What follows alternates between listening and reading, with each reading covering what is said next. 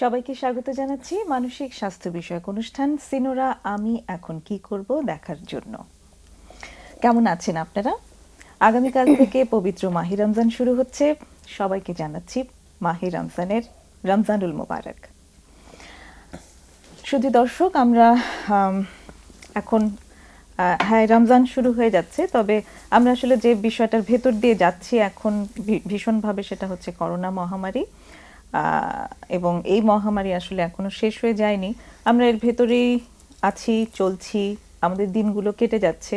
এরই মাঝে দিনে দিনে এই সংবাদগুলো আমাদের কাছে আরো বেশি আসছে। এখন বোধহয় সময়ও এসে গেছে সেই রকম যে আমি এখন শুনতে পাবো যে আমার পাশের বাড়িতে কিংবা আমার কাছের মানুষ কেউ আক্রান্ত হয়েছে, কিংবা হয়তো আমি নিজেও আক্রান্ত হয়ে গেছি। এরকম সব সংবাদ হয়তো শোনার সময় হয়ে গেছে। তো এই যে সংবাদগুলো তো আমাদের ভীষণভাবে মানসিক চাপ তৈরি করে। আজ আমরা এই অনুষ্ঠানে যে বিষয়টি নির্বাচন করেছি সেটি হচ্ছে করোনা ভাইরাসের কারণে যে মানসিক চাপ তৈরি হচ্ছে তা মোকাবেলার জন্য আমরা কি করতে পারি। আর এই বিষয়ে কথা বলার জন্য আমরা স্টুডিওতে আমন্ত্রণ জানিয়েছি দুজন অতিথিকে। আমার সাথে আছেন তারানা আনিস, তিনি এভার কেয়ার হসপিটালের চাইল্ড সাইকোলজিস্ট, এবং আরও আছেন জিয়ানুর কবির, ক্লিনিক্যাল সাইকোলজিস্ট। ওয়ালাইকুম আসসালাম। অনেক ধন্যবাদ এই অনুষ্ঠানে আমন্ত্রণ জানানোর জন্য। হ্যাঁ, তোমাদের দুজনকে অনেক স্বাগতম আমাদের অনুষ্ঠানে আসবার জন্য। কেমন আছো তোমরা?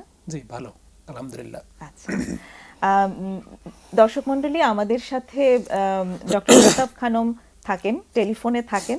আজও তিনি আছেন আমাদের সাথে। চলুন তার কথা শুনে আসি। হ্যালো, আসসালামু আলাইকুম আপা, আপনি কেমন আছেন? হ্যাঁ, ওয়ালাইকুম সালাম। হ্যালো আপা, আপনি শুনতে পাচ্ছেন? হ্যাঁ, শুনতে পাচ্ছি। আপনি ভালো আছেন আপা? হ্যাঁ হ্যাঁ, ভালো আছি। আপা, আজকে আমরা যে বিষয়টি নির্ধারণ করেছি সেটি করোনা ভাইরাসের কারণে যে মানসিক চাপ তৈরি হয়েছে তা কিভাবে আমরা মোকাবেলা করব, এই নিয়ে আপনি যদি কিছু আমাদের বলেন। ওকে, তো সবাইকে স্বাগত, সবাইকে শুভেচ্ছা। তোমরা তিনজন আছো ওখানে। আমি যেটা এখনকার সিচুয়েশনটা একটু বলে তারপরে আমি মোকাবেলার জায়গাটা তোমরা তো অনেক অ্যাড করবে, আমি ওখানটাতে অল্প করেই বলবো। আমার এখন যেটা মনে হচ্ছে সেটা একটু বলতে চাচ্ছি যে এই সিনারিওটা আমার কাছে লাগছে যে একদম টোটালি ডিফারেন্ট। মানে এই যে শুধু তো মানে ভাইরাসের আতঙ্ক বা এই যে কোভিড-19 নতুন একটা জিনিস আমাদের সামনে উপস্থিত হয়েছে, এটা আমাদের অচেনা একদম। সেটা নিয়ে কিন্তু আমাদের প্রতিদিন আতঙ্ক বাড়ছে, প্রতিদিন কিন্তু আমাদের নতুন নতুন চিন্তা মাথায় আসছে, যেহেতু ভাইরাসটা এটা নেচার পরিবর্তন করছে। তো এটার সঙ্গে কোপ করতে গিয়ে আমরা জীবন এবং এটার সঙ্গে যুদ্ধটা অনেক বড় হয়ে যাচ্ছে। আমি যেটা ভাবি আজকাল, যে আমরা তো মুক্তিযুদ্ধ দেখেছি, তোমরা হয়তো মুক্তিযুদ্ধ দেখোনি সেরকম করে। মুক্তিযুদ্ধের সময় কিন্তু একটা সুবিধা ছিল, আমরা সবাই একসাথে হয়ে, যেটা হয় যে যখন একটা এরকম সিচুয়েশন হয় আতঙ্কিত হবার মতন, তখন কিন্তু আমরা পরিবারের লোকজন একসাথে হয়ে সেটাকে হ্যান্ডেল করার চেষ্টা করি, মোকাবেলা করার চেষ্টা করি। কিন্তু এখন আমাদের বলা হচ্ছে যে মানে যতটা সম্ভব দূরত্ব বজায় রেখে চলতে হবে। আমরা দেখা করতে পারছি না, কারোর সাথে কেউ আমাদের বাড়িতে আসতে পারছেন না। তখন কিন্তু আমার মনে আছে আমরা 30 জন লোক একটি বাড়িতে ছিলাম এবং সবাই আমরা একটি ভীষণ ভয়ঙ্কর একটা যুদ্ধকে আমাদের দেখতে হয়েছিল, সামনে দেখতে হয়নি, যেটার ইম্প্যাক্ট আমাদের উপরে ছিল এবং অনিশ্চয়তা ছিলই। কিন্তু সেখানে একটা সুবিধা ছিল যে আমরা একজন আরেকজনকে জড়িয়ে বাঁচার চেষ্টা করেছি। আমাদের সঙ্গে এতগুলো মানুষ একসঙ্গে আছি, কাজে সবাই মিলে একটা ছোটখাটো যুদ্ধ করছি ঘরের ভেতরে, যেটি কিন্তু অনেক স্বস্তির ছিল। সেই স্বস্তিটাও এখন নেই। কাজে এই এখনকার যে পরিস্থিতি, এটা কিন্তু আমাদের জন্য একেবারেই নতুন। প্লাস আমরা কেউ কারোর সঙ্গে এখন মিট করতে পারছি না, একসঙ্গে যুদ্ধটা ফেস করতে পারছি না। এটা কিন্তু বড় একটা নতুন ধরনের একটা লেয়ার তৈরি করেছে এখনকার সিচুয়েশনে। যেটা হচ্ছে যে আমরা ভয় পাচ্ছি, আমরা নিজেকে নিয়ে ভয় পাচ্ছি। তুমি যেটা একটু আগে বললে যে তুমিও মানে তোমারও মনে হচ্ছে যে কখন তোমার কিছু হতে পারে কিনা, যে সবসময় নিজের কিছু হয়ে যাবে, পাশের বাড়িতে বা আমাদের আত্মীয় স্বজনের কিছু হবে, এই চিন্তা তো হচ্ছেই।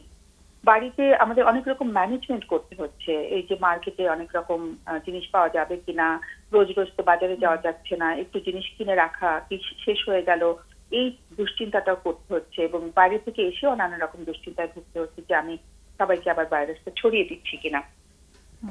এবং আরেকটা বড় আতঙ্কের ব্যাপার এখন হচ্ছে যে আমরা দেখতে পাচ্ছি যে ফ্রন্টলাইন সোলজার যারা ডক্টর, নার্সেস, আরো সেবা কর্মী যারা আছেন তারা সবাই অনেকেই অসুস্থ হয়ে গেছেন।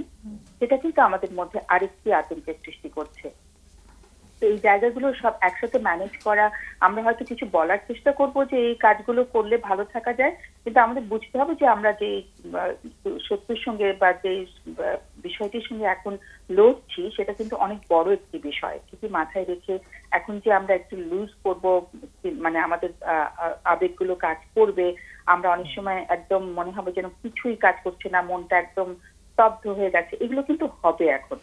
তো এটাকেও যদি বরণ করে নিতে পারি, যেটাকে অ্যাকসেপ্ট করে নিতে পারি, that will be the first step. আরেকটা জিনিস আমাদের এখন হচ্ছে, যেটা হচ্ছে আমরা একটা লস এবং গ্রিফের ভেতর দিয়ে যাচ্ছি।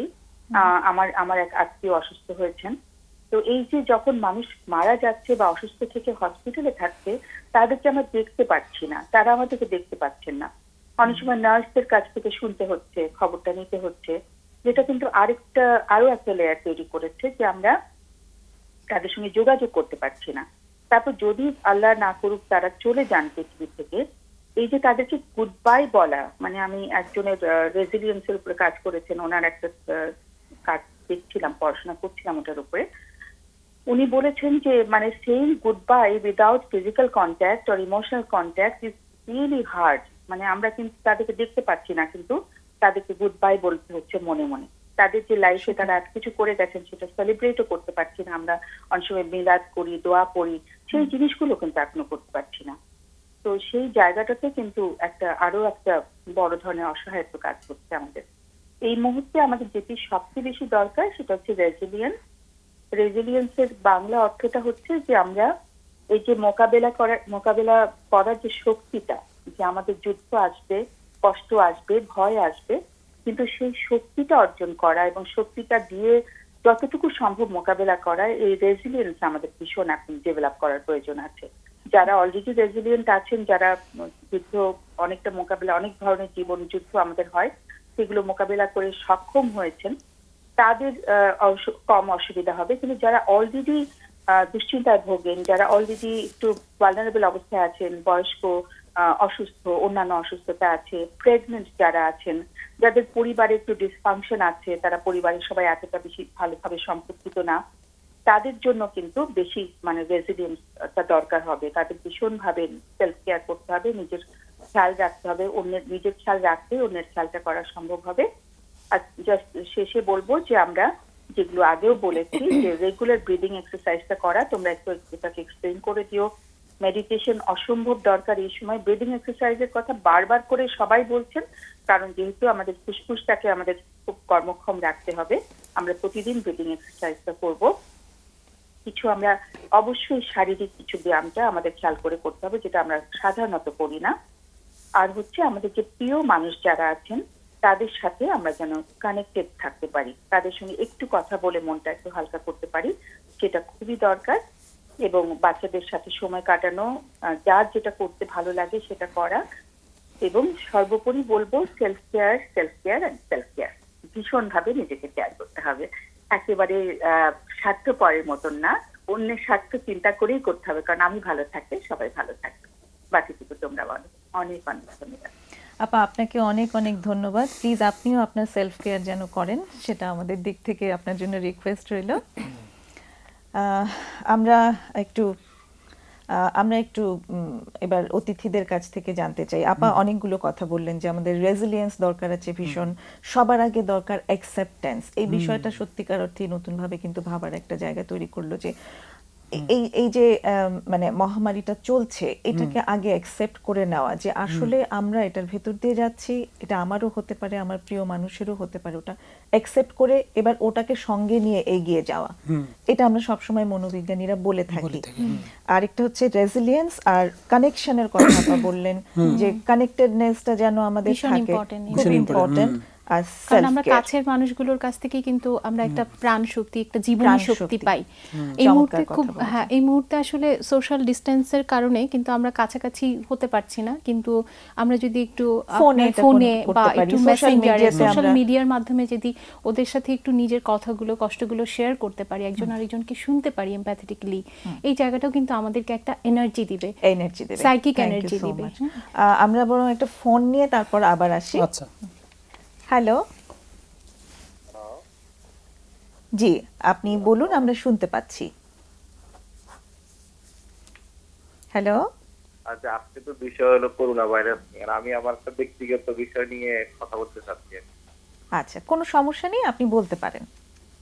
আর আচ্ছা, যাক, কথা আছেন ভালোই না? জি আমরা ভালো আছি, আপনি কেমন আছেন? জি, আছি ভালো, ইনশাআল্লাহ।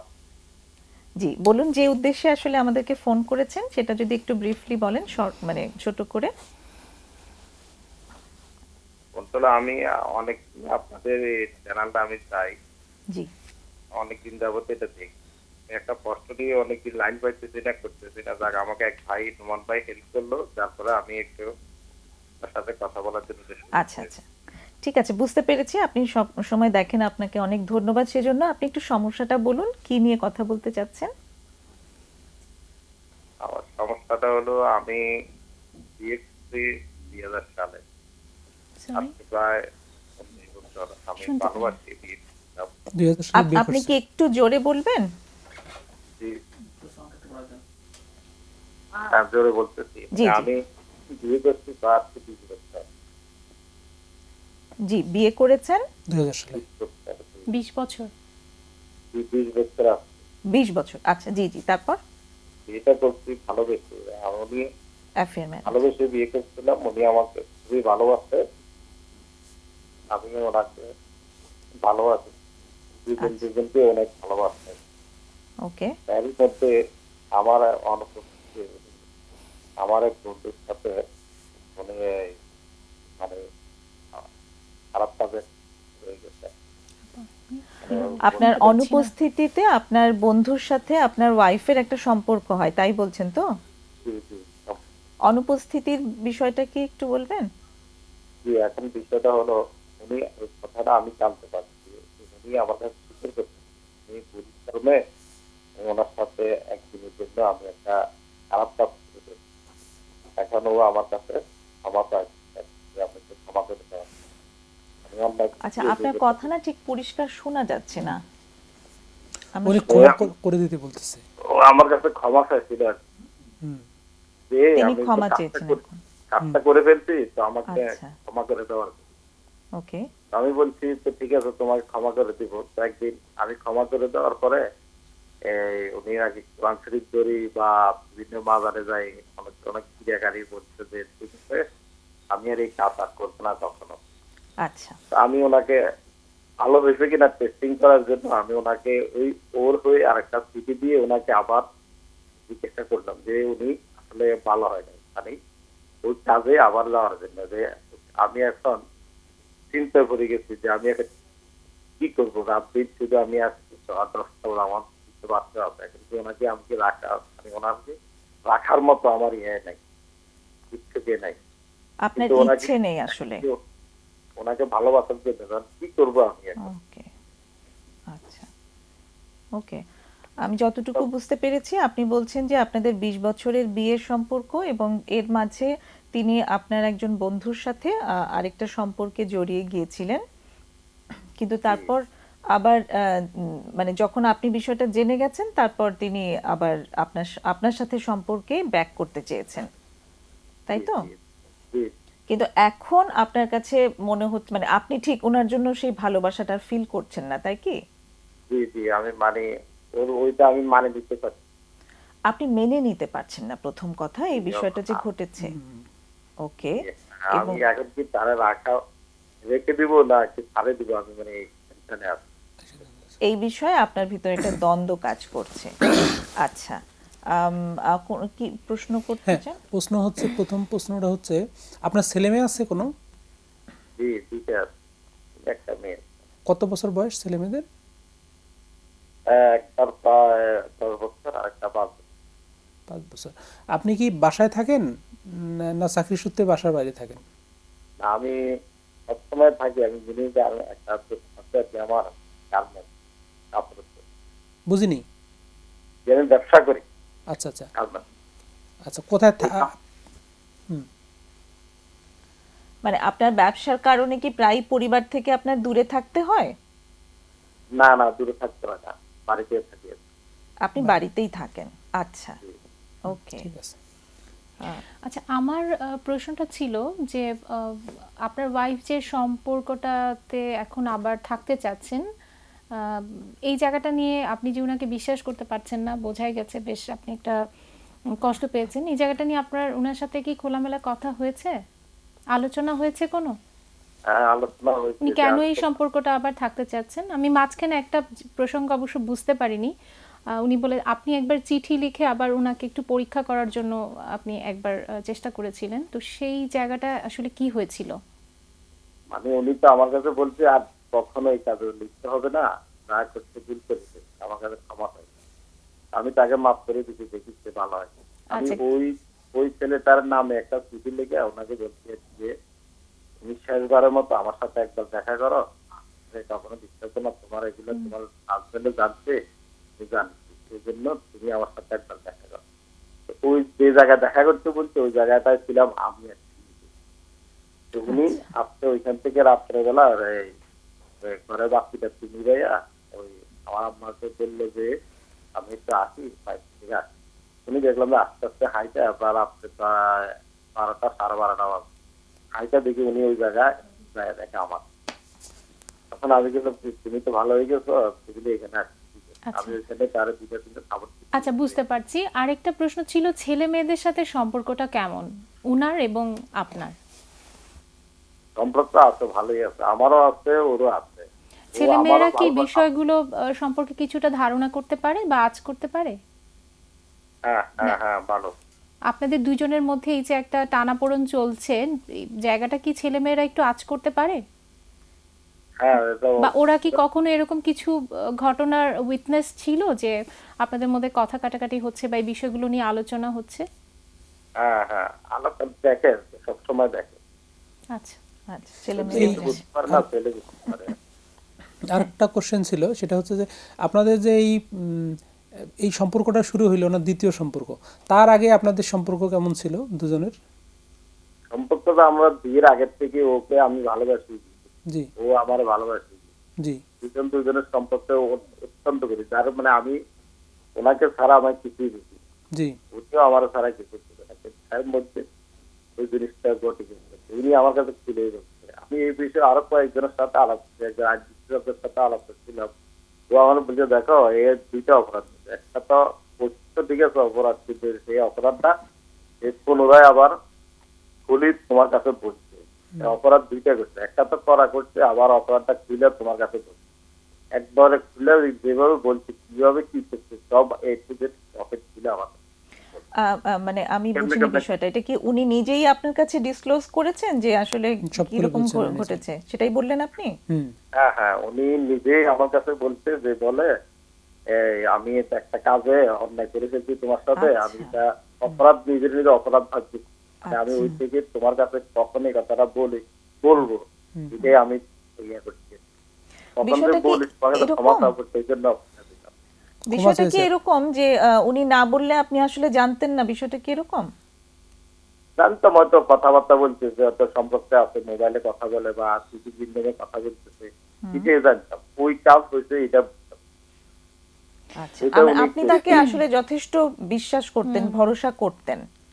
হ্যাঁ হ্যাঁ। আরেকটা কোশ্চেন আছে। ওই দিনকে রাত্রে আমার একজন আত্মীয় মারা গেছিল, ওইখানে যাই আমি, ওই দিনকে ওইখানে থেকে আমি আসতে পারি।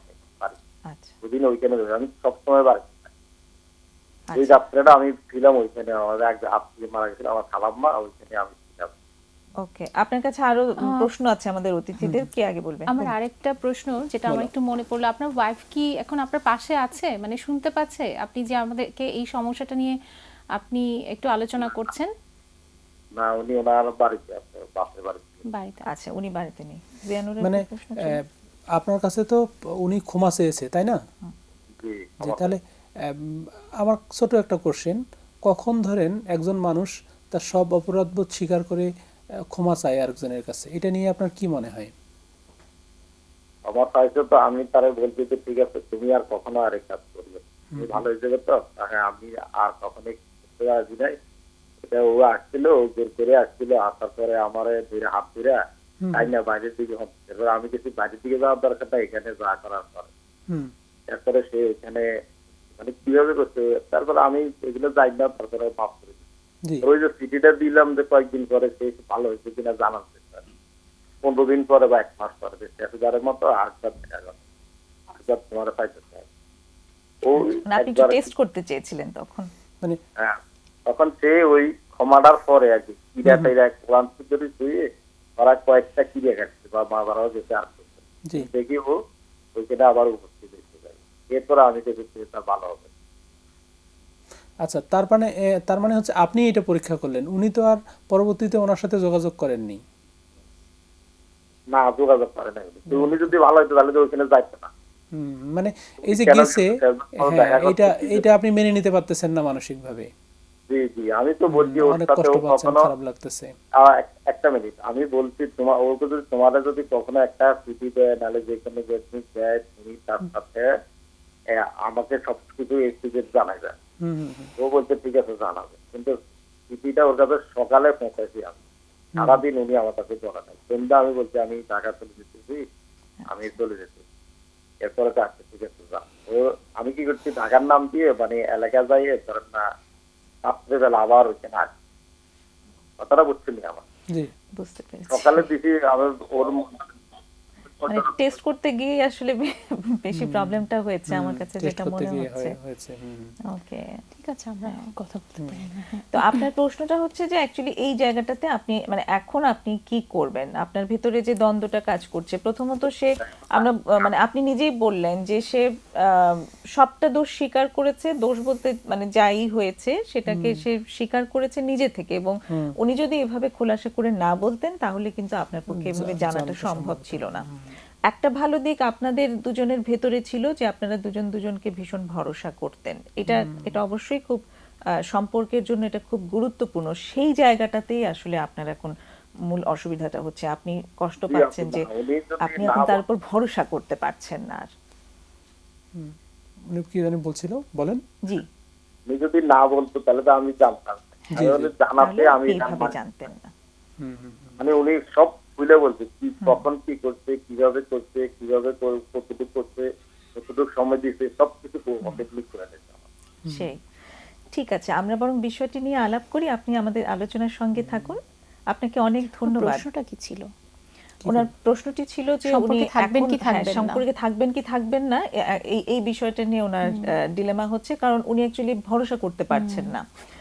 কে আগে বলতে চাই? বলবো গেছো তুমি? আমি বলতে পারি। খুব বোঝা যাচ্ছে আপনি এই মুহূর্তে খুবই মানসিক একটা চাপের মধ্য দিয়ে যাচ্ছেন। বেশ যখন থেকে আপনি জিনিসটা জানতে পেরেছেন, হয়তো আপনি ভার্বালি মাফ করেছেন ওনাকে, কিন্তু মন থেকে আসলে মাফটা করতে পারেননি, এবং এটা বোঝা যাচ্ছে যে একটা বিট্রেয়াল হয়েছে, এবং এইটা আপনার জন্য ভীষণ একটা ট্রমাটাইজ একটা হওয়ার মতন একটা ঘটনা। কিন্তু আমরা খুবই স্বাভাবিক, যখন এবং এত বছরের একটা সম্পর্ক, ভালোবাসার সম্পর্ক, অনেক বিশ্বাসের একটা সম্পর্ক, সম্পর্কটার টানাপোড়েন আসলে তখন থেকেই শুরু হচ্ছে, এবং এই টানাপোড়েনটাই আসলে ওনাকে এখনো কষ্ট দিচ্ছে, প্রচন্ড কষ্ট দিচ্ছে। আর একটা প্রশ্ন অবশ্য জিজ্ঞেস করা হয়নি, উনি কি কখনো কোনো সাইকোলজিস্টের হেল্প নিয়েছিল কিনা। উনি বলেছে দুজন মানুষের সাথে কথা বলেছে, তো তারা কি কোনো প্রফেশনাল সাইকোলজিস্ট বা সাইকিয়াট্রিস্ট এরকম কেউ ছিল কিনা, এই জায়গাটা একটা। আরেকটা জিনিস আমার কাছে মনে হলো যে ওয়াইফের মধ্যেও না একটা গিল্ট ফিলিংস ছিল, উনি খুবই অপরাধ বোধ ছিল, এবং সেই জায়গাটা থেকে উনি প্রতিটা ডিটেলস উনি ওনার হাজব্যান্ডকে বলেছে, এবং যখন আসলে আমার কাছে লাগছে এরকম যে ওনার ভেতর থেকে ওই অনুতপ্ত বোধটা থেকে উনি হয়তো আবার সম্পর্কটা ফিরে যেতে মন থেকেই চেষ্টা করছিলেন, হয়তো চেষ্টা করছিলেন, এবং পরবর্তীতে ওই সেকেন্ড স্টেপটা আসলে কেন উনি নিয়েছিলেন এই জায়গাটা আসলে ওনার সাথে কথা না বলে তো বোঝার আসলে জায়গা নেই এই মুহূর্তে। তো একটু সময় লাগবে। আমি বলবো যে একজন প্রফেশনাল সাইকোলজিস্টের হেল্পটা নিয়ে যদি উনি নিজেকে একটু ভালো রাখতে পারে, এই মুহূর্তে সেটা হলে খুব ভালো খুবই হবে। ভালো হয়, নিজেকে খুবই একটু চমৎকার। জানা, একটু বোঝা, একটু ভেন্টিলেশনটা করাটা এই মুহূর্তে খুব দরকার। আর এই যে উনার একটা ট্রমা হয়েছে, রিলেশনশিপের ট্রমা, এখন খুব সহজেই আবার আগের সম্পর্কে ফিরে যাওয়াটা বেশ ইজি প্রসেস না, কঠিন। মানে একটু সময় লাগবে। সময় লাগবে। যদি উনি সম্পর্কটা থাকেনও তাহলে ওনাকে আসলে ওনার বেশ খানিকটা বেশ সময় খানিকটা দরকার। সময় দিতে হবে, নিজেকেও দিতে হবে এবং সম্পর্কটাকেও দিতে হবে। সম্পর্কটাকে আর প্রথমে হচ্ছে নিজেকে একটু ভালো রাখার জন্য চেষ্টাটা করতে চেষ্টা হবে। করতে হবে। নিজের মেন্টালিটিটা, মানসিক অবস্থাটা যদি, এই চাপটা যদি উনি ঠিকমতো মোকাবেলা করতে না পারে, তাহলে এই সম্পর্কটায় উনি সেই এফোর্টটা দিতে পারবে না। আর ওই সম্পর্কটাকেও একটু, এই যে যেহেতু একটা বিট্রেয়াল হয়ে গেছে, ওনাকেও এই জিনিসটা অ্যাকসেপ্ট করাটা, অ্যাকসেপ্ট করার জায়গাটা জায়গাটা এখন তৈরি। যদি উনি মানে সম্পর্কটায় থাকতে থাকতে চান। জিয়ানুর কিছু হ্যাঁ। বলতে চাও? সবচেয়ে বড় ব্যাপার কি, অপরাধবোধ মানুষের তখনই তৈরি হয় যখন একটা দায়বদ্ধতা থাকে, যখন ভালোবাসা থাকে, কমিটমেন্ট থাকে। ওই ভদ্র মহিলার হয়তো এই বিষয়গুলো ফিরে আসছে, মানুষ তো হয়তো ফিরে আসছে এবং ওনার প্রতি অনেক বেশি ভালোবাসা চলে আসছে। তার মানে আমরা বলতেছি যে এই সম্পর্কটায় ভদ্র মহিলা হয়তো অনেক কিছু মানে চাচ্ছেন যে আবার সুন্দর করে আগের শুরু মতো। করবেন, আগের মতো করে করবেন। হ্যাঁ, কিন্তু আবার গেছে হয় কি, নেশার মতো হয় এই জিনিসগুলো, একদম একেবারে অনেক সময় হ্যাঁ, সেটা হয়তো হঠাৎ হতেও করে পারে, ইম্পালসিভলি আমরা আসলে না জেনে, হ্যাঁ, ইম্পালসিভলি সেটা কিছু বলতে পারবো না। ইম্পালসিভলি এক দুইবার মানুষ ভুল করে, হয়তো। ভুল করে এটা করে। তো যদি এটা হঠাৎ করে ডিভোর্সের প্রসেসে চলে যায়, তাহলে এটা অনেকগুলো খারাপ দিক আছে, যেমন সন্তান আছে, তারপরে রিলেশনশিপগুলো ঠিক করার কিন্তু অনেক ওয়ে আছে এখনো সামনে। আর একটু সময় নিয়ে মাথা ঠান্ডা করে প্রয়োজনে তার মতো আমিও বলবো প্রফেশনালসের হেল্প নিয়ে, প্রফেশনালদের হ্যাঁ, যদি হেল্প নিতে হেল্প পারে। নিয়ে আস্তে আস্তে ডিসিশন নেওয়া। অ্যাকচুয়ালি তো যে খুব অপরাধ বোধটা ওনার ওয়াইফের ভিতরে কাজ করছে এটা বোঝা বোঝা যাচ্ছে। যাচ্ছে, এবার ওনার দিক থেকেও ওনার যেটা কিন্তু হচ্ছে অনেক কষ্ট সেই হচ্ছে, জায়গাটাও হ্যাঁ। ফেলে দেওয়া তো ওনারও প্রশ্নই কষ্ট আসে না। হচ্ছে। ওনার কষ্ট থেকে কিন্তু উনি ফোনটা উনি- করেছেন। উনি মানতে Actually পারতেছেন না উনি মানতে ব্যাপারটা। পারছেন না এবং এটা ওনার কিন্তু খুব সহজ কথা না।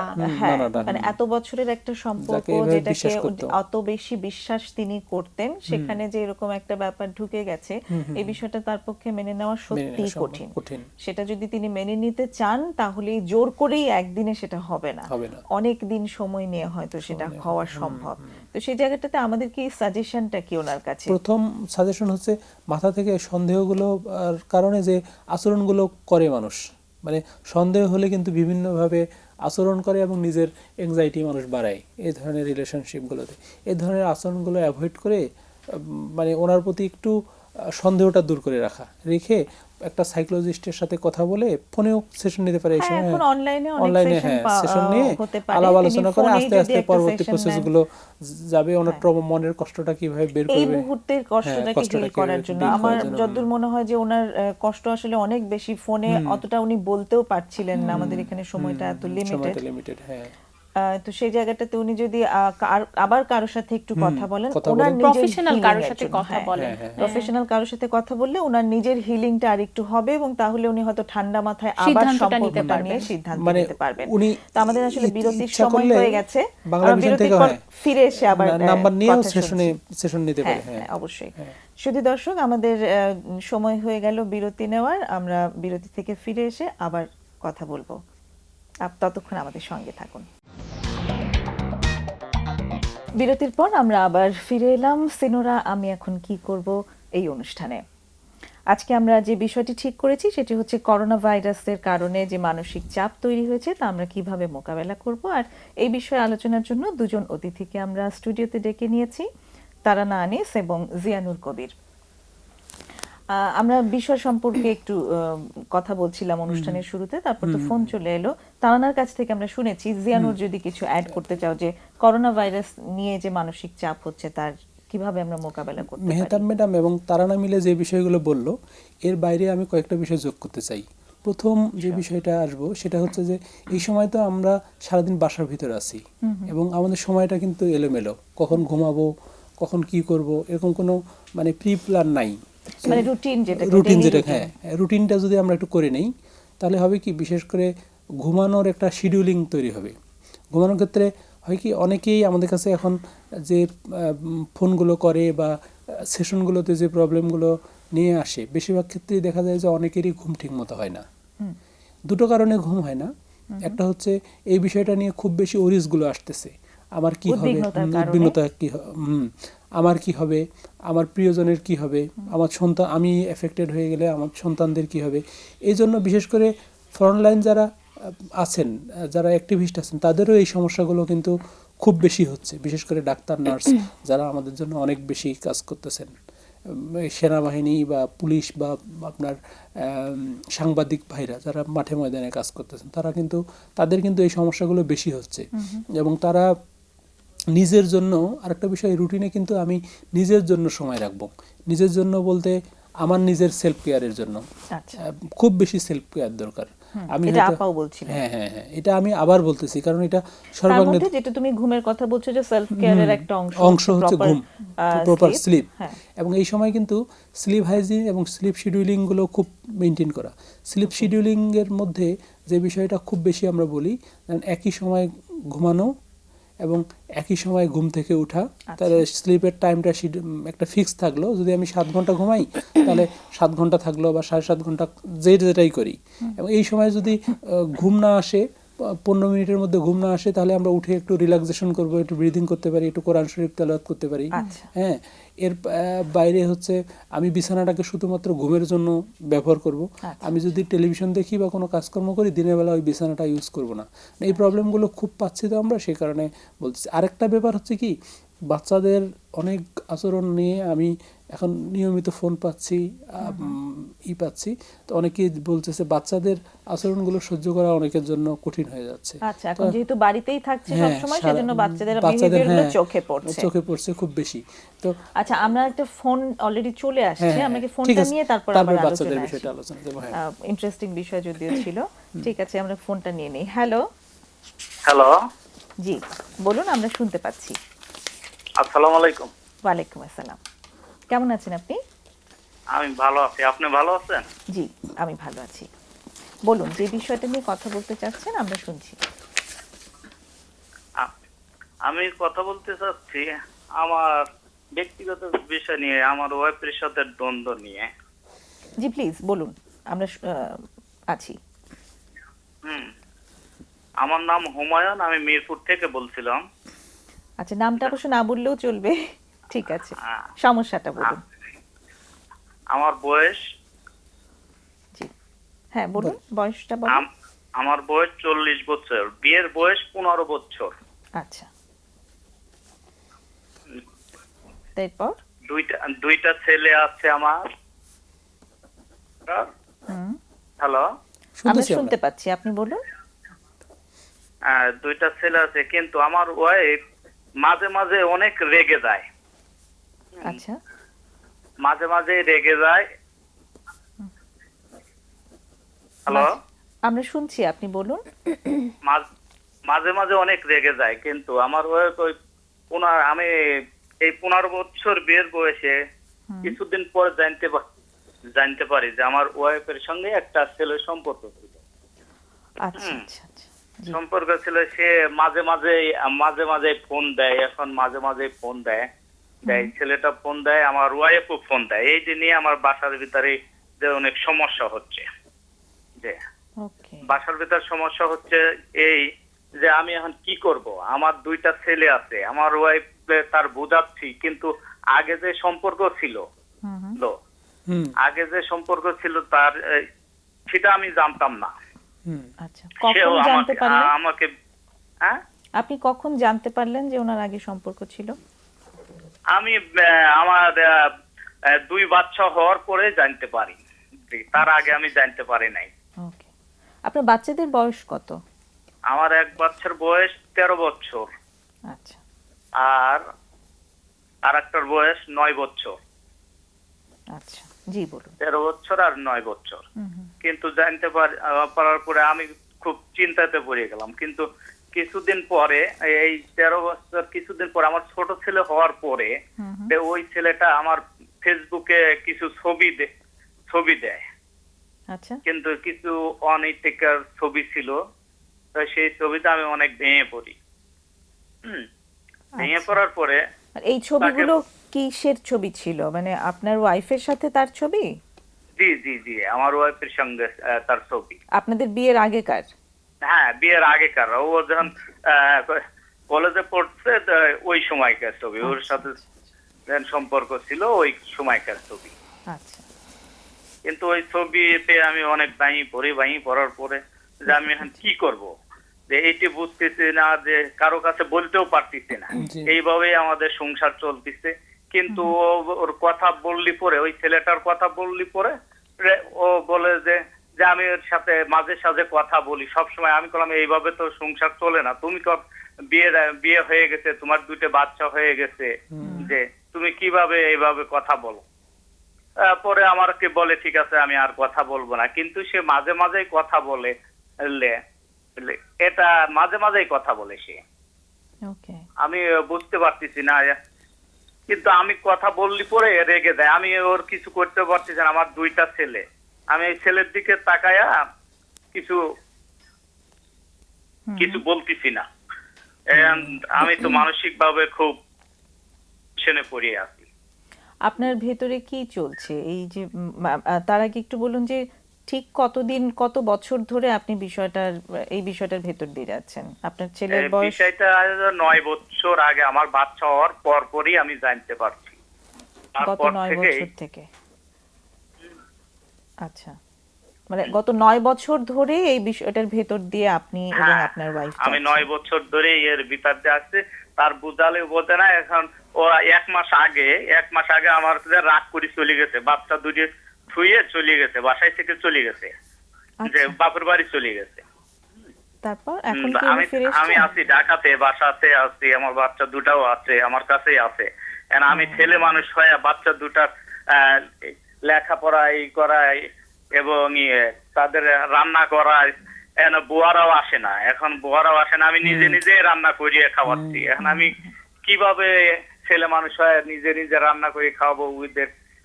ওদের বুঝাচ্ছি, ফোন দিচ্ছি, সে আসতেছে না। সে কয় যে তোমার পথ তুমি ধরো, আমার পথ আমি ধরবো না। এখন বুঝতে পারছি যে ওই ছেলেটাও বিয়ে করে নাই।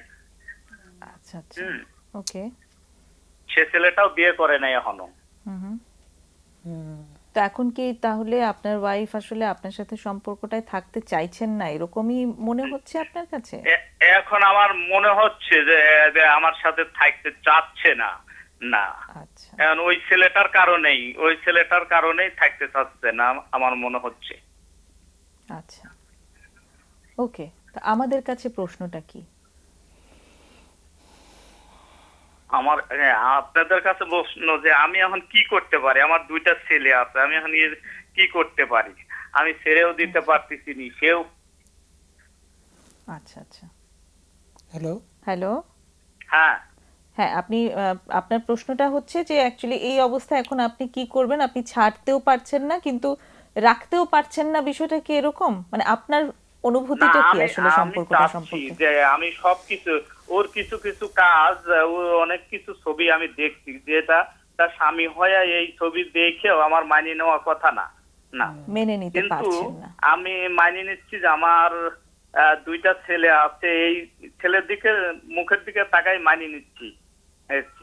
কিন্তু ও খুবই উচ্ছৃঙ্খল, যেটা ভাষায় প্রকাশ করা যাবে না। ও উচ্ছৃঙ্খল, আমার সঙ্গে খারাপ ব্যবহার করে, এমন কথা বললে পরে আমার গায়েও হাত তোলে। কিন্তু আমি কোনোদিন ওকে মারি নাই, আচ্ছা আমার গায়ে হাত তোলে।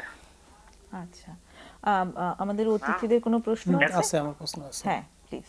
আমার প্রথম প্রশ্নটা হচ্ছে এই বিষয়টা নিয়ে আপনার শ্বশুর বাড়ির বা আপনার বাড়ির মুরব্বীরা কি এই বিষয়টা নিয়ে কোনো ডিলিংস করছে, কথাবার্তা বলছে এরকম? যে আমার শ্বশুর বাড়ি, আমি যে আমার বাবা মারা গেছে, আমার মা আছে, আমার শ্বশুর মারা গেছে, কিন্তু আমার শাশুড়ি আছে। জি।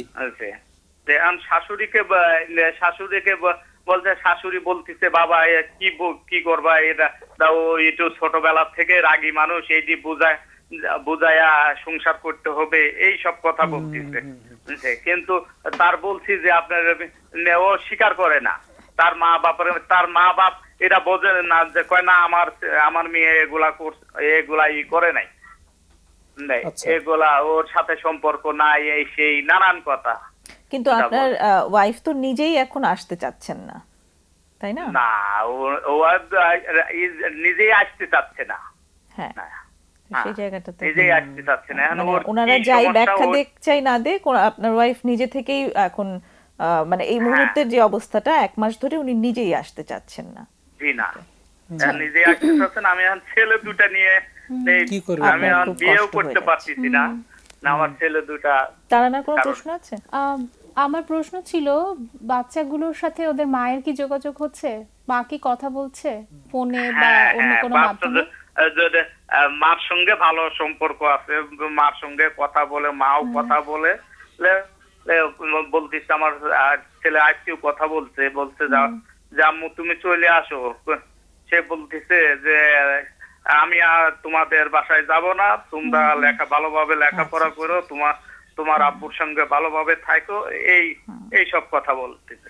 আচ্ছা, আমরা মনে হয় পেয়েছি কি? হ্যাঁ, একটু পেয়েছি। আরেকটা প্রশ্ন ছিল যে বাচ্চারা কি আপনাদের মধ্যে যে এই যে একটা টানাপোড়েন চলছে বা অনেক দিন থেকে বিষয়টা নিয়ে একটা আপনাদের মধ্যে একটা দ্বন্দ্ব তৈরি হচ্ছে, এই বিষয়টা কোনোভাবে কি ওরা আজ করতে পেরেছে বা ওরা কি কিছুটা হ্যাঁ, জানে? আমার বড় ছেলেটা, ওর বয়স যেহেতু 13 বছর, ও কিছুটা বোঝে, যে সম্পূর্ণই বোঝে না, কিছুটা বোঝে, কিন্তু ছোটটা বোঝে না। ছোটটা এগুলো বোঝে না। আমরা প্রশ্নটা পেয়ে থাকলে আলোচনা থাকলে, করি। হ্যাঁ, আচ্ছা ভাই, আপনাকে অনেক ধন্যবাদ। আপনি যে অবস্থাটার ভেতর দিয়ে যাচ্ছেন সেটা সত্যি ভীষণ কষ্টকর। আপনার অনুভূতিটা আমরা বোঝার চেষ্টা করছি। তা আপনি আমাদের সঙ্গে থাকুন, আলোচনা শুনুন। আচ্ছা, আমরা যেটা পেলাম যে এখানেও আগের প্রশ্ন ফোনটার মতোই একটুখানি একটু মিলে যাচ্ছে যে সিদ্ধান্তহীনতা কাজ করছে, কিন্তু এখানে একটা জায়গায় হ্যাঁ, দেখা যাচ্ছে যে ওয়াইফ কিন্তু ওনার জায়গাটাতে কনস্ট্যান্ট, ঠিক এই মুহূর্তের জন্য, এই মুহূর্তের ঠিক জন্য। কিন্তু অনেক দিনের বোঝা কথা যাচ্ছে নয় যে- যে 1 মাস ধরে তিনি বেশ কনস্ট্যান্ট একটা Constant, জায়গায় হ্যাঁ। আছেন যে উনি আসতে চাচ্ছেন না, কিন্তু ওনার দিক থেকে মনে হচ্ছে যে উনি উনি একটু আবার চাচ্ছেন। ফিরিয়ে নিতে ফিরিয়ে চাচ্ছেন, নিতে চান। এবং যদিও সব মিলিয়ে- ভেতরে উনার একটা আঘাত উনি পেয়েছেন, অনেক কষ্ট পাচ্ছেন এই মুহূর্তে, বোঝা যাচ্ছে ভীষণ কষ্ট পাচ্ছেন, প্রচন্ড কষ্ট পাচ্ছেন। তারপরেও মেনে নিতে অসুবিধা হচ্ছে। তারপর উনি যখন উনার জোর করে বাস্তবিক মেনে নিতে জায়গাগুলো চাচ্ছেন। উনি দেখছে, উনার বাচ্চাদেরকে লালন পালন করার জায়গায় উনি যখন বিভিন্ন রকম একটা স্ট্রাগল ফেস করছে, সেই জায়গা থেকেই হোক বা একটা সামাজিক প্রভাবের কারণেই হোক বা উনি চাচ্ছেন। উনি কিন্তু এখন চাচ্ছে সম্পর্কটাকে চাচ্ছেন। আবার নতুন করে শুরু করতে। হয়তো ওয়াইফের জায়গা থেকে একটা রেসপন্সটা পাচ্ছে না। এখানে আমার কাছে মনে হয় যেটা কি আমি তারা নাকি হ্যাঁ একটু আমি যদি বলবো যে ওয়াইফকে আমার একবার মনে হয়েছিল যে উনি বারবার হয়তো ফ্যামিলির লোকজনকে ওই ছবিগুলো দেখাচ্ছে বা ওই ব্লেমগুলো দিচ্ছে।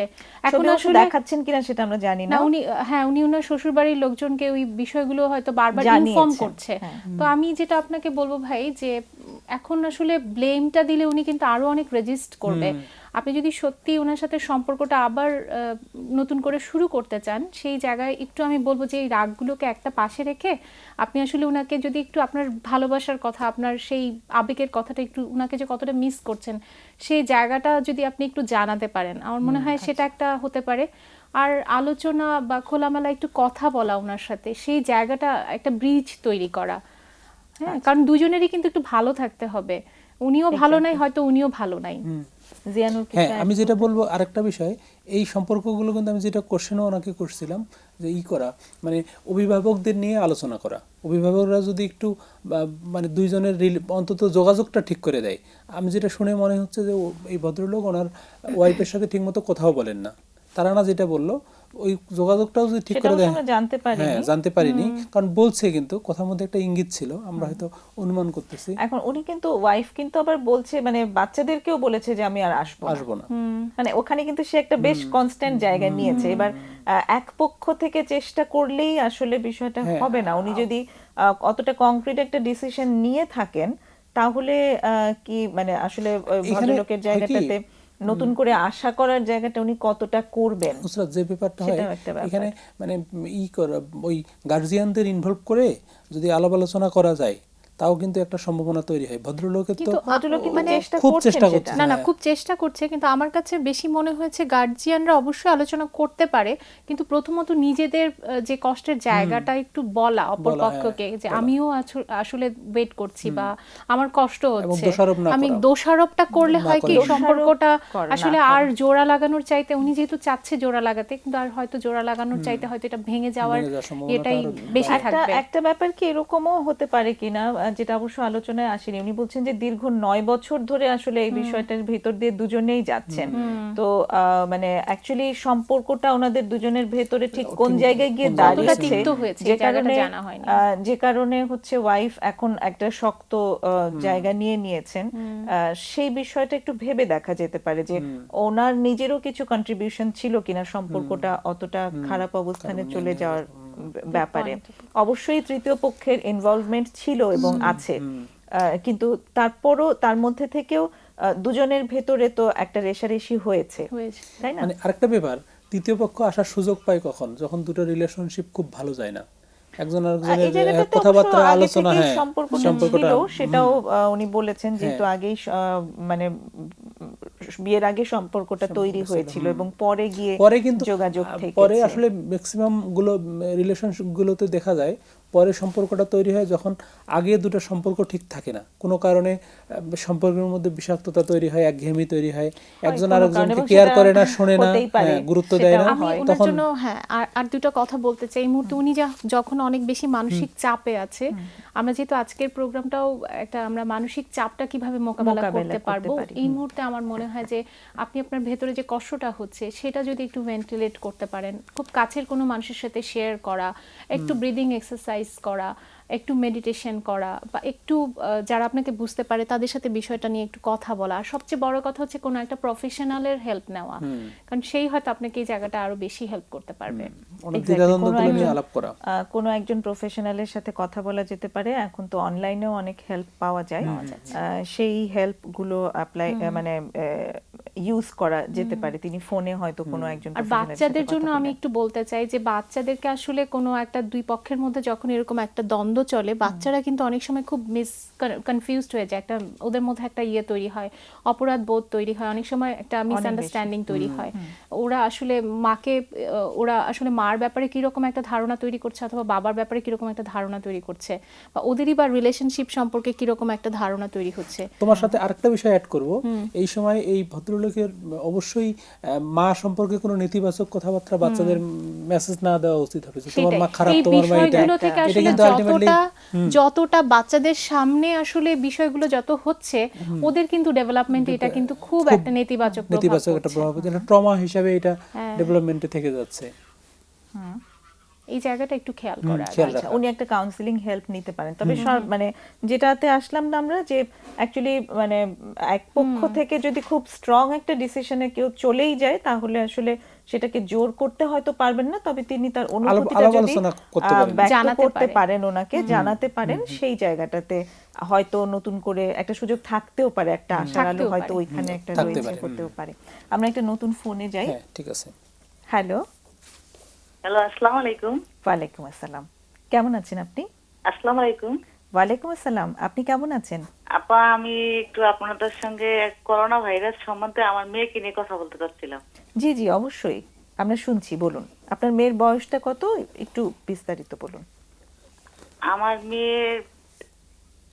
আমার মেয়ের বয়স হচ্ছে 13 বছর। সে ক্লাস 8 পড়ে। জি। আর ও আজকে মনে করেন 15 মার্চ থেকে স্কুল বন্ধ। স্কুল বন্ধ থেকে বাসায় কোচিং, প্রাইভেট সবকিছুই বন্ধ। হ্যাঁ। এবং কি বাসায় সারাক্ষণ কিট করে আর চিল্লাচিল্লি করে, কান্নাকাটি করে, আর খালি বলে যে কবে স্কুল খুলবে, আমি কবে স্কুল যাব, বাসা থেকে বের হতে পারে না। আবার মনে করেন যে কাঁদতেছে জোরে জোরে, তখন আবার ঘরে যে কি কি বকতেছে, মানে এটা কি ওকে মানসিক ভাবে অসুস্থ হয়ে যাচ্ছে না কি হচ্ছে, আমি এটা বুঝতে পারতেছি না। আচ্ছা, ওর মানে এমনিতে স্বাভাবিক সময়গুলোতে কি এই ধরনের কোনো লক্ষণ আগে কখনো ছিল? না না না না না, ওই স্কুলটাকে খুব মিস করতেছে। স্কুলের ছবিটাকে দেখো কান্নাকাটি করতেছে। আচ্ছা আচ্ছা আচ্ছা, খুব কান্নাকাটি করছে, আর মাঝে মধ্যে খুব রাগারাগিও করছে, তাই তো? জি জি জি জি জি জি। আচ্ছা, তো এখন মানে আর আপনাদের ফ্যামিলি সম্পর্কে কি একটু বলবেন, যে আপনার পরিবারে কে কে আছে, বা এই সময়টাতে আপনারা আসলে কিভাবে সময়টা কাটাচ্ছেন, একটু যদি বলেন আমাদের।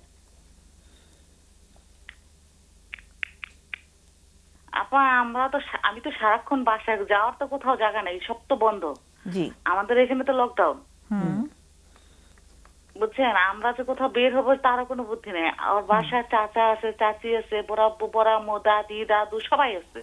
আপনারা একটা কিন্তু জয়েন্ট আরো ফ্যামিলিতে বাচ্চাও থাকেন। আছে, ওরাও একই স্কুলে পড়ে, ওরা কিছু বলে না, কিন্তু এই সব সময়। ওকে। হ্যাঁ জি, জয়েন্ট ফ্যামিলি। সব মিলে মানে ওর বয়সী বা ওর আশেপাশের বয়সের এরকম আছে কেউ? বাইরে আছে, বাসায় নেই। বাসায় বললেন যে ওর আরো ভাই বোনরা আছে? হ্যাঁ আছে, ছোট, ওর বয়সের ছোট। তার থেকে বয়সে ছোট। আচ্ছা আচ্ছা। আপনার কি একজনই মেয়ে নাকি আরো ছেলে মেয়ে? একটাই মেয়ে। আর ছেলে মেয়ে নেই। আচ্ছা আচ্ছা। তো বাড়িতে যে এই যে এখন সবাই আছে, তো বাড়ির পরিবেশটা আসলে এখন কেমন যাচ্ছে? বাসার পরিবেশ সবাই সবার মতো আছে আপা, আমরা তো শহরে বাস করি। বাসা সবাই সবার মতো আছে, ও আছে, কিন্তু একটাই বাসার মধ্যে থাকি। আমরা আলাদা থাকি, সবাই আলাদা থাকে, মানে বাসায় এক বাউন্ডারির মধ্যেই থাকি। কিন্তু আমার মেয়েটা আপা এরকম ব্যবহার করে, আমি ভালো কথা বললো রাগে যাচ্ছে, আচ্ছা। সে কান্নাকাটি করতেছে, স্কুলের ছবিটাকে দেখেও কাঁদতেছে, কবে স্কুল খুলবে, কবে যাব, কবে করোনা ভাইরাস যাব, করোনা ভাইরাসকেও গালাগালি করতেছে। ওকে। করোনা ভাইরাস সম্পর্কে ওর কি মনে খুব ভয় তৈরি হয়েছে? বোঝা যাচ্ছে অবশ্যই, আতঙ্ক তো সবারই আছে। তো ওর মানে ভয়টা কি প্রকাশ করে? যে এছাড়া মানে আমি যেটা বলতে চাচ্ছি যে যে হতাশাটাও বলছে যে স্কুলে যেতে পারছে না, এছাড়া কি ভাইরাস সম্পর্কে কোনো ভয়ের কথা বা কোনো আতঙ্কের কথা বলে? বলতেছে তো আম্মু, আমি যদি বের হই বা কিছু করার জন্য, আম্মু হাত ধুয়ে আসো, পা ধুয়ে আসো, গোসল করে আসো, কাপড়গুলো খুলে আসো, তুমি আমাকে ছুবা না, আমার কাছে আসবা না, বলতেছে। খুবই আতঙ্কিত। তার মানে আমরা বুঝতে পারছি যে একদম সমসাময়িক ইয়েতে সে অ্যাকচুয়ালি খুব আতঙ্কগ্রস্ত হয়ে আছে, যে কারণে আর বয়সটাও 13। আচ্ছা। তো এই আজকে আমাদের জন্য স্পেসিফিক প্রশ্নটা কি? আমার প্রশ্ন হচ্ছে আপা, আমার মেয়েটা কি অসুস্থ হয়ে যাবে মানসিক ভাবে? আমি খুব টেনশনে আছি আপা। আজকে 1.5 মাস যাবত বাচ্চাটা আমার স্কুল বন্ধ, প্রাইভেট সবকিছুই বন্ধ। বাচ্চাটা আমার ঘর থেকে বের হতে পারতেছে না। এরকম পরিবেশে তো সে কখনো ছিল না। যেহেতু আমাদের মানসিক চাপ তৈরি হয়েছে, আমাদের খোলামেলা জায়গা আছে, আমাদের বাগান আছে, বাসা আছে, সবকিছু আছে। হ্যাঁ, এই অবস্থায় মানসিক রোগী হয়ে যাচ্ছে কিনা, এটাই আপনার প্রশ্ন। আচ্ছা, তোমাদের কোনো প্রশ্ন আছে? আমার প্রশ্ন হচ্ছে, আগে এরকম কোনো সিম্পটম ছিল কিনা এই করোনা ভাইরাস? ছিল না বলেছে না? না না, ছিল না। তাহলে ক্লিয়ার হয়ে গেছে, বলতে পারবো। আচ্ছা, আমার প্রশ্ন ছিল ওর ঘুমটা কেমন হয়? রাতে ঘুমাতে পারে? ও আবার 1টা-1.5টা পর্যন্ত ঘুমায় না। আচ্ছা, রাত্রে। এবং 10টা, 11টা, 12টার সময় ডাকলে উঠে না। সকালে ঘুমাচ্ছে, রাতে ঘুমাচ্ছে না। সকালে ঘুমাচ্ছে। বেশিরভাগ সময়, দিনের বেশিরভাগটা সময় ও কি করে কাটায় এখন?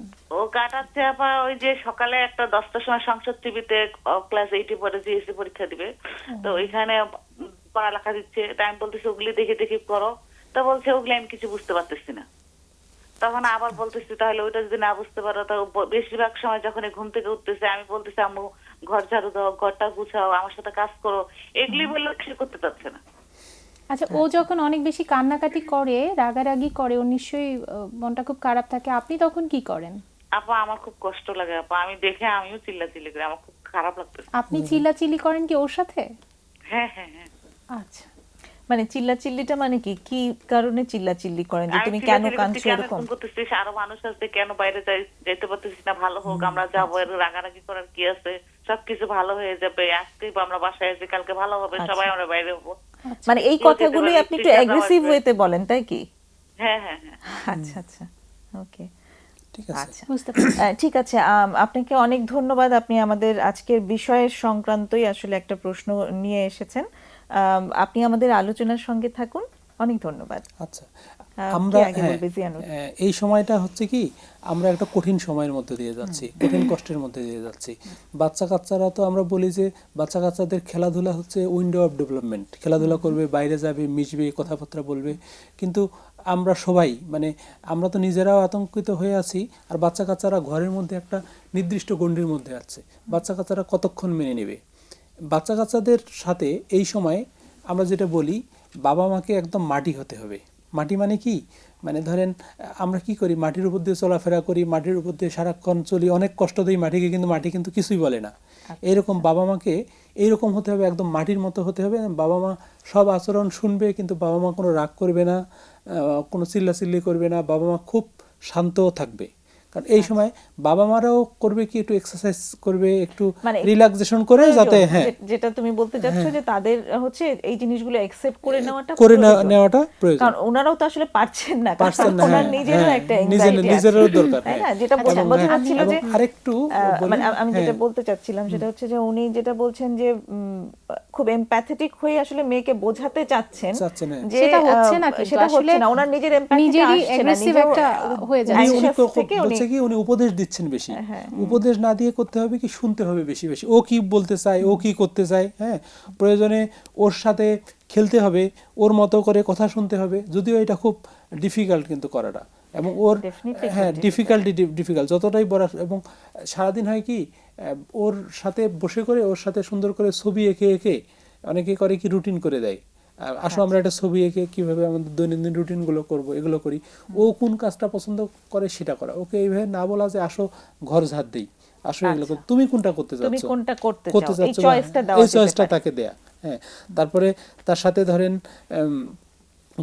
গল্প করা, তারপরে খেলাধুলা, কোন খেলাটাও পছন্দ করে, বাসার মধ্যে হয়তো ছোট ছোট ক্রাম বোর্ড পাওয়া যায়, বা ছোট ছোট লুডো বা অনেক ইনডোর গেম আছে যেগুলো, বা অনেক সময় করে খাতায় আঁকা আঁকি করেও কিছু ইনডোর গেম তৈরি করে নেওয়া যায়, কিছু শখ করে গেম তৈরি করে নেওয়া যায়, ইউটিউবেও কিছু জিনিস আছে, আচ্ছা, এগুলো আমরা এরকম অনেক কিছু হ্যাঁ বের করে নিতে বের পারে। করে নিয়ে এই গেমগুলো যদি আমরা বাচ্চাদের সাথে খেলি, ওদের মতো করে কিন্তু খেলতে হবে, ওদের মতো করে। হ্যাঁ। আর বলার সময় কিন্তু যেটা বেশি হয়, সবচেয়ে সমস্যা হয়, আমরা আমাদের কথাটা বলতে চাই, তুমি এইভাবে চলো, এইভাবে করো, আমরাও রিয়াক্ট করে ফেলি, কিন্তু আমি সেটাই। প্রথমেই যেটা সবচেয়ে বলবো এবং সবচেয়ে বেশি বলবো যে প্লিজ মাটি হবেন এই সময়, যদিও এই মাটি হওয়াটা খুব মানে খুব কঠিন। কঠিন হতে হবে, কারণ বাচ্চারা আসলেই খুব কষ্টের মধ্যে দিয়ে যাচ্ছে, খারাপ একটা সময়ের মধ্যে যাচ্ছে, কারণ আমরা সবাই টেনশনে আছি, আমরা সবাই খারাপ অবস্থায় আছি, কারণ আমরা সবাই আসলে খুব আমরা আতঙ্কের তার মধ্যে কাছে আছি। একটু যদি শুনি, চাইল্ড সাইকোলজিস্টের কাছে। আচ্ছা, প্রথমে যেটা পাচ্ছিলাম যে আসলে বাচ্চাটা বোধহয় একসেপ্ট করতে পারছে না, অ্যাকসেপ্ট করতে পারছে না এই পরিবর্তনটা, জীবনের স্বাভাবিক জীবনযাত্রা যেটা ছিল হঠাৎ শুধু করে কি তো ও, ম্যাক্সিমাম বাচ্চাই পারছে হ্যাঁ, না। এই যে ছন্দপতনটা, এই ছন্দপতনটা কিন্তু মেনে নেওয়া খুব সহজ মানে কাজ না, হঠাৎ করেই কিন্তু আমরা একটা অনিশ্চয়তার মধ্যে দিয়ে মানে পড়ছি, একটা অনিরাপত্তা বোধ আর কি, একটা অসহায়ত্ব, আমাদের কবে স্কুল শুরু হবে, আদৌ কি আমি পরীক্ষা দিতে পারবো কি পারবো না, এবছর আমি কি করব, সবকিছু মিলে হঠাৎ করে একটা পরিবর্তন, যে পরিবর্তনটার সাথে কোনো রকম প্রস্তুতি আমাদের ছিল না, এরকম আনসার্টেনিটি যখন থাকে তখন কিন্তু অনেক বেশি একটা ভয়, তীব্র ভয় কাজ করে।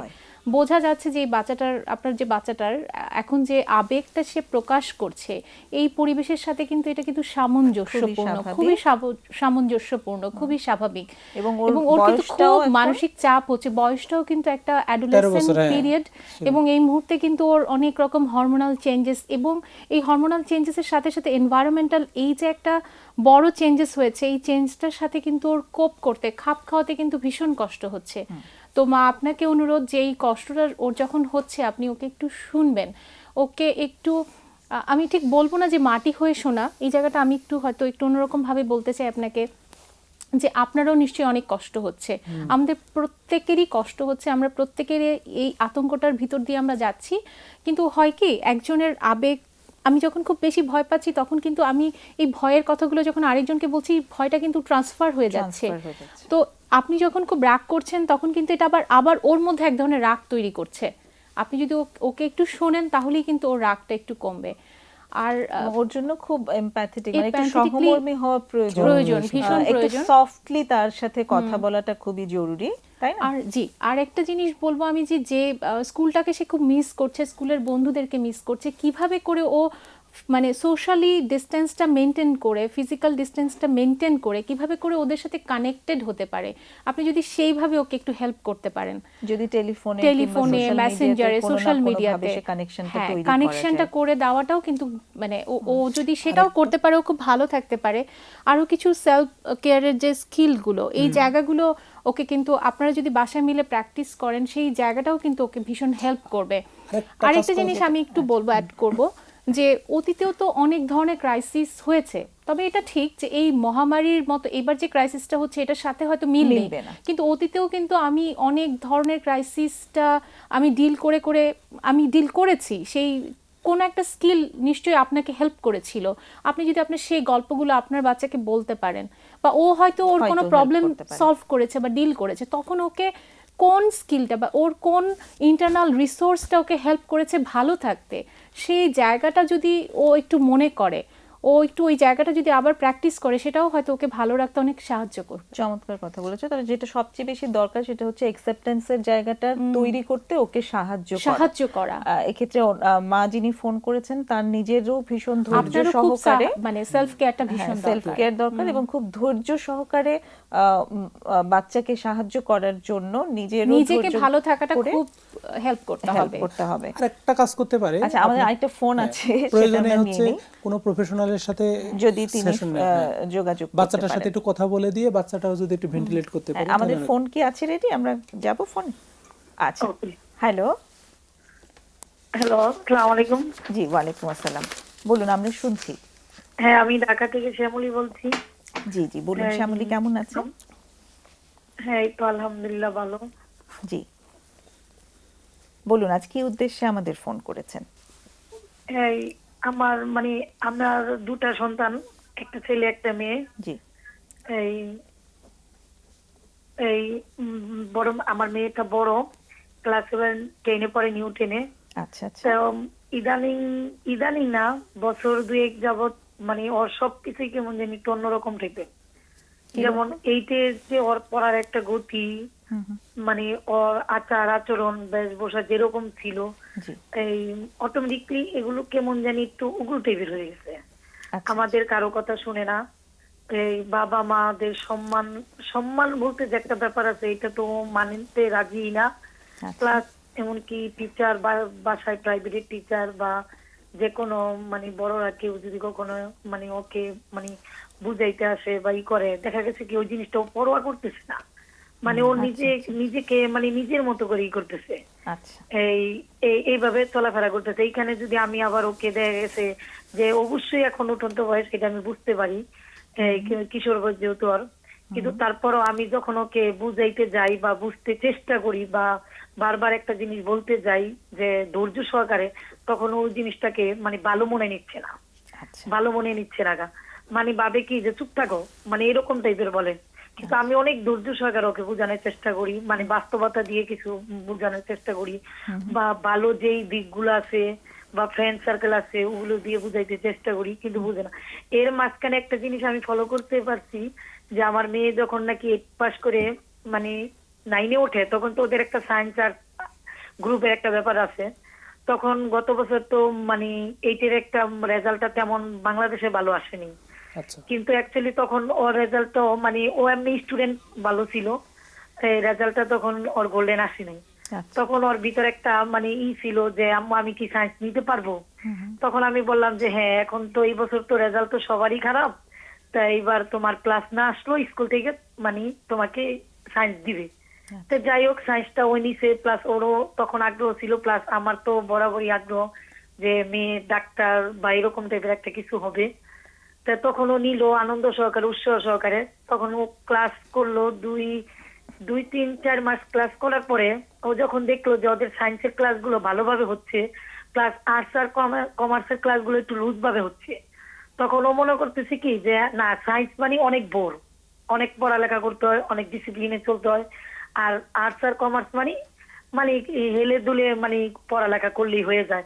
আর ওই বন্ধুদের সাথে মেলামেশা করে ওর এইরূপ টাইপের ধারণা হয়েছে, এটা আমি একটু খোঁজ নিয়ে দেখতে পারতেছি। তখন ওর লেখাপড়ার প্রতি একটু কেমন জানি একটু হয়ে গেছে, মানে আগের মতো ওর যে লেখাপড়ার একটা ফিলিংস প্লাস লেখাপড়ার প্রতি একটা আগ্রহ, এটা কমে গেছে। এখন আমি ওকে লেখাপড়ার প্রতি যতটাই বলি না কেন বা স্যার বা সবাই বুঝাক না কেন, মানে ও পড়ার টেবিলে বসে থাকে, দেখা গেছে যে পড়ার টেবিলে বসে আছে ঘন্টার পর ঘন্টা, ও আমাকে দেখাচ্ছে এই আসতেছে, কিন্তু আমি যখন ওকে পড়া নিতে যাই তখন ও কিন্তু আমাকে পড়া দিতে পারতেছে না। আচ্ছা এভাবে এরকম করে।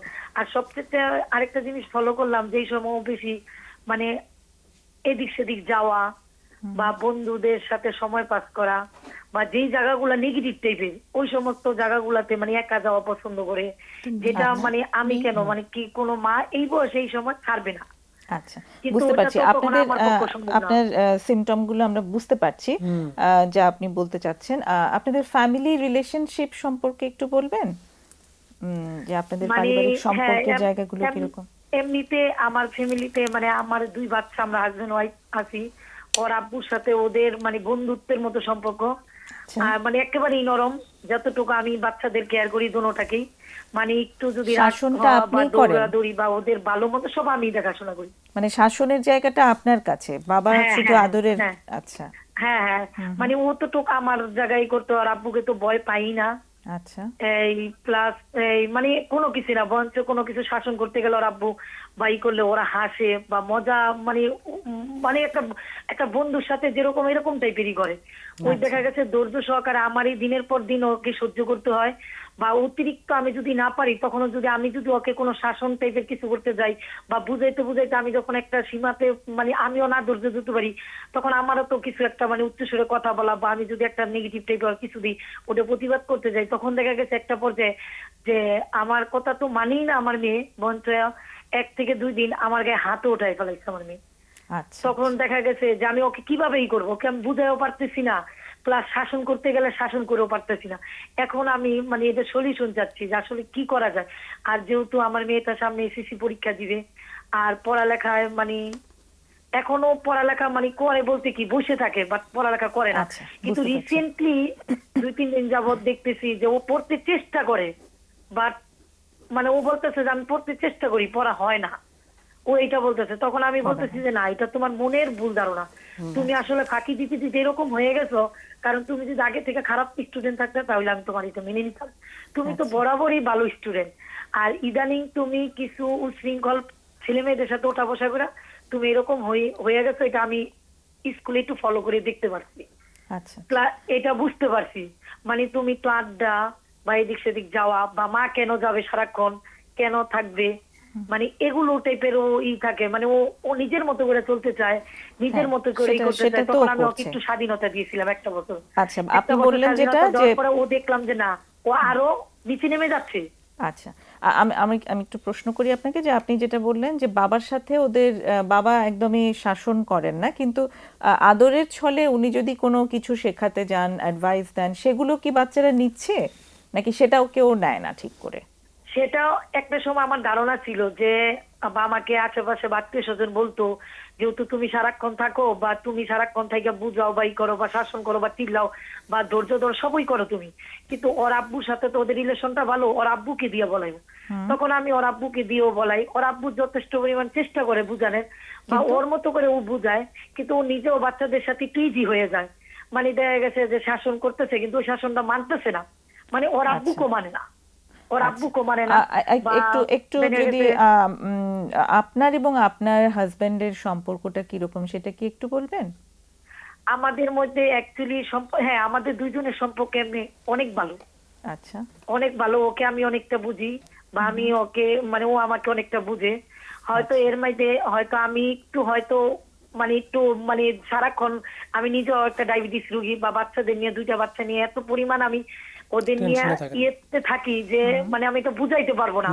চাপে মানে থাকেন। চলার পথে সারাক্ষণ ওদের সবকিছু আমাকে হ্যান্ডেলিং করতে হয়, সংসার, বাচ্চা বা ডাইনে বামে বা কারো মানে নিজের আত্মীয় স্বজন সবকিছু আমাকে হ্যান্ডেলিং করতে হয়। আচ্ছা। সব মিলে আমার হাজবেন্ড আমাকে বুঝে বা আমিও বুঝি, বা আমার হাজবেন্ড আমার সাথে খারাপ ব্যবহার করে না, বা যদি একটু উত্তেজিত হই আমিই হই, যেটা সত্য কথা, মানে আমিই হই, ও হয় না কিন্তু আমিই হই।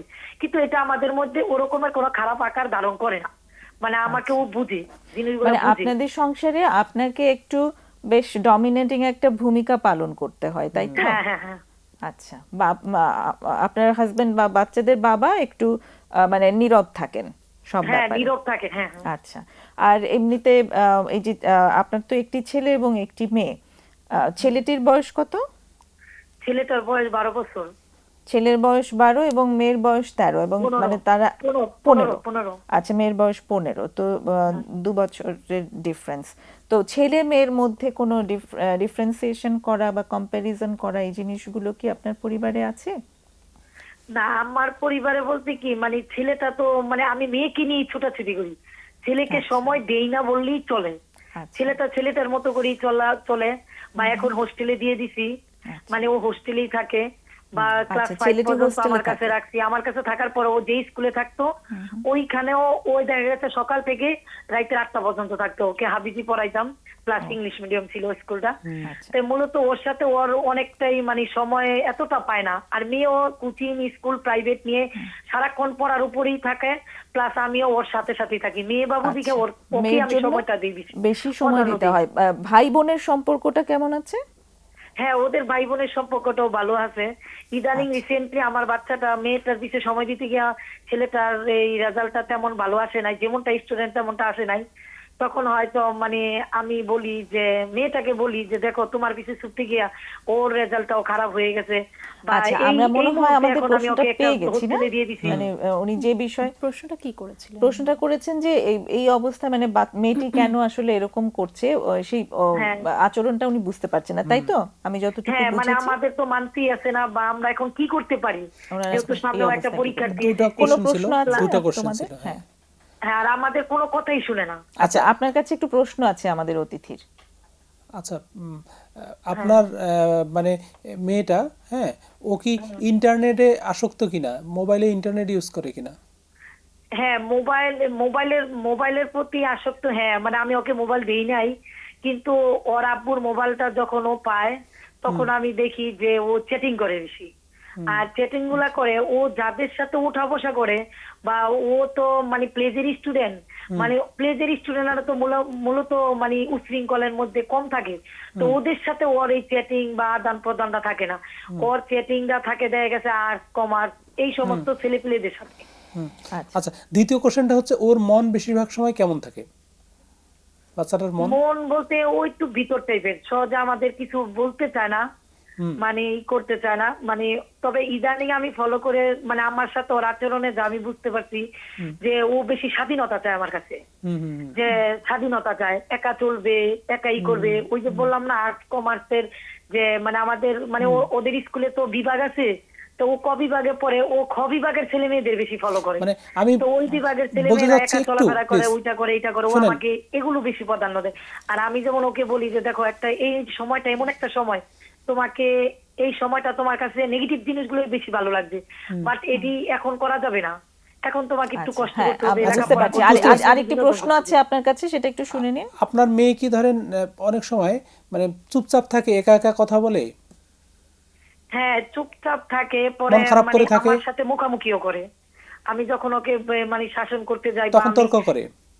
হ্যাঁ, তখন ও আমার সাথে তর্ক করে। ওই যে এক পর্যায়ে তো বললাম, ওই যে যখন ও তর্ক করে তখন হয়তো মা হিসাবে আমি যখন ওকে শাসন করতে যাই যে তুমি কেন এই রূপটা ব্যবহার করতেছো, তোমার তো এই দিন, তখন ও দেখা গেছে আমি ওকে যদি মানে আমি যখন একটা পারি বললেও না তখন আমি আরো ওকে বেশি হাত বলে। উঠাই, তখন ও উল্টা আমার গায়ে হাত উঠায়। বুঝতে পারছি। আচ্ছা, তার ঠিক কোনো আছে। প্রশ্ন আছে? আচ্ছা, আমার একটা প্রশ্ন ছিল, যদিও বলেছেন যে বাবা যখন ওদেরকে বোঝাতে যায় তখন হয়তো বাবার শাসনটা ওরা নিতে পারে না, কিন্তু বাবা কি কখনো খেলার ছলে পড়ার প্রয়োজনীয়তাটার কথা বুঝিয়ে বলা এই জায়গাটা কখনো করেছেন বলে আপনি দেখেন?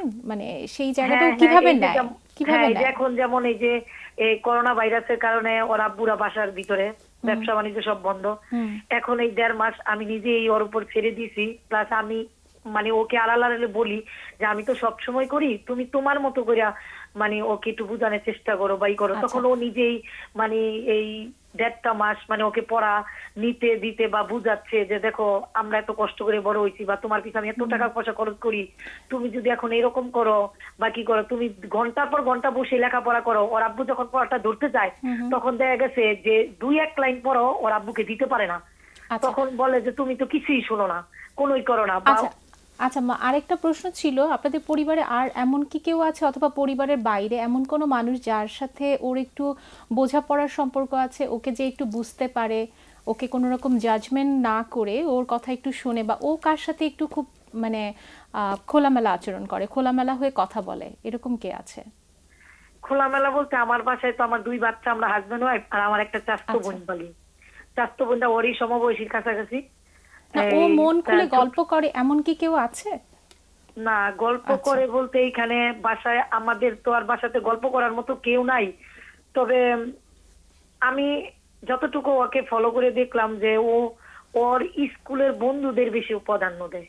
আচ্ছা, বন্ধুদের বেশি, মানে ওর বন্ধুরা বলতে যে বন্ধুগুলা নাকি মানে লেখাপড়ায় ভালো না, মানে ওই বন্ধুগুলো কি করতেছে কি আসতেছে, মানে ওই দিকগুলা ফলো করে, প্লাস ওদের কথাটাই ও বেশি শোনে।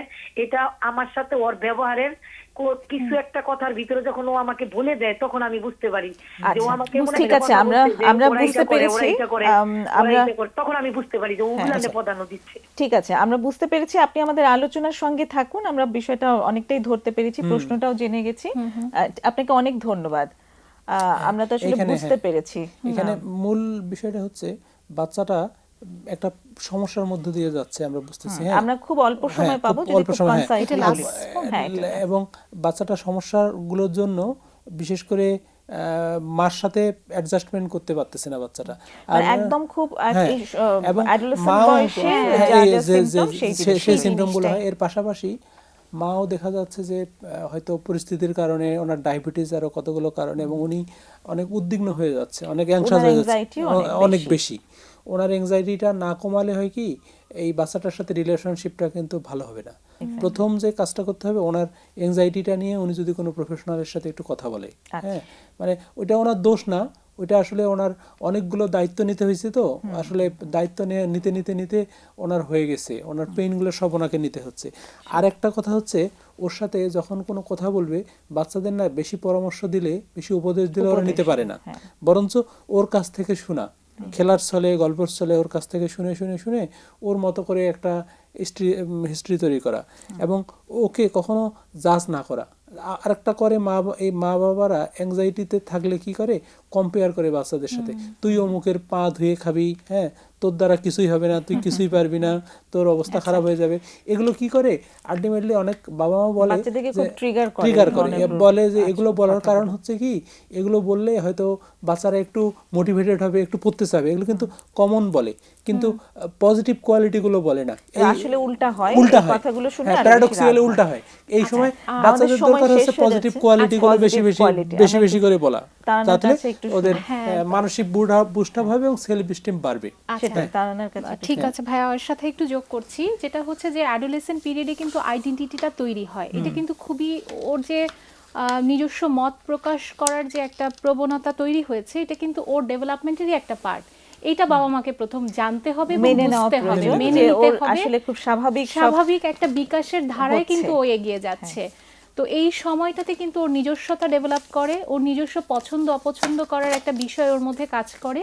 তো এই যে বাবা মা এই সময় হচ্ছে কি, ওনাদের সাথে মতের একটা খুব অমিল হচ্ছে, এই কারণেই কিন্তু রিলেশনশিপটা হয়তো মায়ের সাথে বাচ্চার যে রিলেশনশিপটা একটা পর্যায়ে চলে যাচ্ছে, ওস পর্যায়ে চলে যাচ্ছে, কখনো হাতাহাতি হয়ে যাচ্ছে, সেই বোঝাপড়ার জায়গায় কিন্তু একটা টানাপোড়েন চলছে, এবং মা চাচ্ছে মায়ের নিডটা ফুলফিল করতে, এবং ওকে একটু ভালো রেজাল্ট করানোর জন্য সারাক্ষণ পড়ার ব্যাপারে একটা এনকারেজমেন্ট, যেটা উনি ওনার ভাষায় করছেন, এটা আসলে এনকারেজমেন্ট হচ্ছে না, অনেক সময় এটা ক্রিটিসিজমটাই বেশি হচ্ছে, অনেক বেশি একটু উপদেশ হয়ে যাচ্ছে, লেকচারটাই বেশি হয়ে যাচ্ছে, সেটা হয়তো নিতে পারছে না, একদমই নিতে পারছে না। তো ওকে বলবো একটু সহমর্মী হয়ে শোনা। হ্যাঁ, আমাদের সহমর্মিতা, আমাদের আসলে একদমই সময় নেই, প্রফেশনাল হেল্প নেওয়া কিন্তু বাচ্চাটার জন্য জরুরি। আমরা শেষ করব, আসলে আরো অনেক কথা বলার ছিল। শ্রোতা দর্শক, আমরা অনুষ্ঠানের একদম শেষ পর্যায়ে চলে এসেছি।